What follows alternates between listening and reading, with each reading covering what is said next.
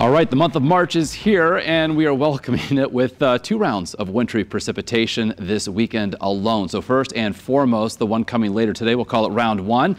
Starts around midnight, continues into early tomorrow morning before ending. We're looking, generally speaking, at around 3 to 8 inches across the state, the heaviest along into the south and east of I-84. Then the second round is coming late Sunday after the sun sets and ends Monday morning. This one could be a more substantial round, but the track is a bit uncertain right now. So we could see snow. That's one possible scenario from beginning to end. But there's also a scenario where we see some milder air brought into the system to where it would bring a mix over to even some rain. So it could be plowable, certainly could have an impact on the Monday morning commute. So we'll have more on that, of course, in the days ahead. We'll break it all down for you here in the next, say 3 minutes or so. Early warning pinpoint Doppler. It is scanning clear and dry currently, and it will remain dry across Connecticut through this evening. So no issues whatsoever. Here in the noon hour, temperatures across the state fairly uniform between 30 and 35. Not much of a wind out there, light and variable in many locations, so not much of a wind chill to speak of. And our view from Torrington showing some breaks in the clouds, some rays of sunshine, more clouds and sun looking live from New London. Basically what we see now is what's on tap for the rest of the afternoon. Temperatures mid and upper 30s for highs in many communities in the next several hours. So there goes the wave of snow from earlier, moving away from southern New England. As we look at the bigger view, the initial storm, the one that's coming later tonight, moving through the deep south. It develops off the mid-Atlantic coast, takes a track to where, again, we're going to see some snow later tonight into early tomorrow morning. That's what we'll show you on Futurecast. Start you off at noon today. We'll see some breaks in the clouds, otherwise dry conditions this afternoon and through the evening hours.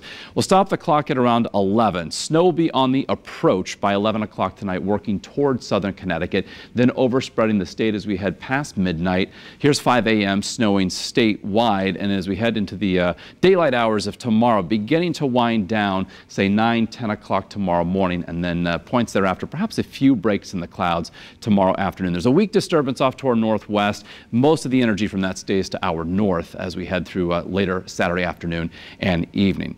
So snowfall forecast totals again for this initial round coming tonight. This is by noon tomorrow, 4 to 8 inches along and southeast of I-84, northwest of 84. That's where we'll see some lesser totals, say between 2 to 5 inches. So let's focus now on the second storm coming late in the weekend into early next week. So Sunday at noon, we're dry across the state. A decent break between round 1 and round 2.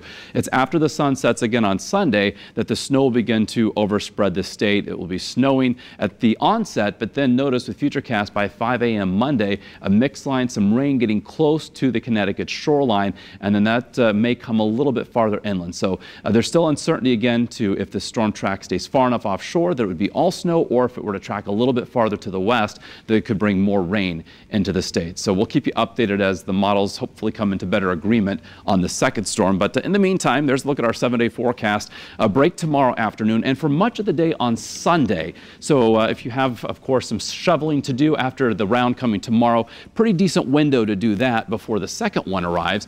Then next week, I think the bigger weather story outside of any storm chances will be the chillier or colder than normal temperatures. Lows eventually near 10, highs only in the 20s, when our normal highs for this time of year should be between, say, 40 and 45 degrees.